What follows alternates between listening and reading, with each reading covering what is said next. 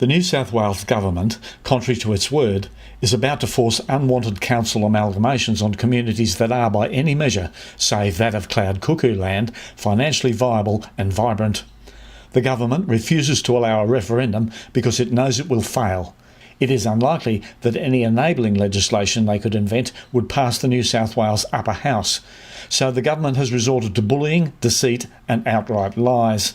It is impossible to not conclude that the New South Wales Government greatly favours developers over communities and development over people. It wants us to be cogs in an economy, not individuals in a community. The proposed overhaul of the state's councils fails the test of good reform, said the author of the report that fuelled the government's push to transform the sector. Professor Graham Sansom, who is the government's expert advisor on council reform, said the merger proposals were a crab-like step sideways and several would struggle to meet the criteria set out in the Local Government Act. I think the government's announcement really fails the test of carefully structured reform, Professor Sansom said. It looks a bit like a grab bag of some changes that are close to what we suggested and make a lot of sense, and other changes which I find extremely hard to understand what on earth they are meant to achieve other than, presumably, some political objective.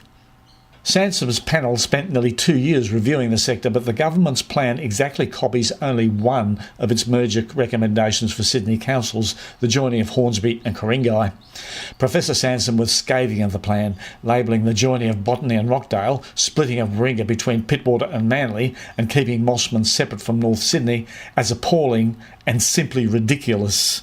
I hope I'm wrong in saying this, but on what we have seen here, there's not been enough work done to provide an adequate justification for these proposals, he said. The reforms are part of a pattern which tells me that local government in New South Wales is seen as less and less relevant on the big picture issues.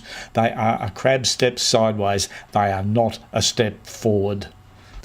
The 127 seconds of video you've just suffered consist principally of spin. Even the two facts mentioned, just two, are dodgy at best and no justification for this assault on your democratic rights. Let's look at the number of councils in Queensland and Victoria. There are close to double that number here in New South Wales.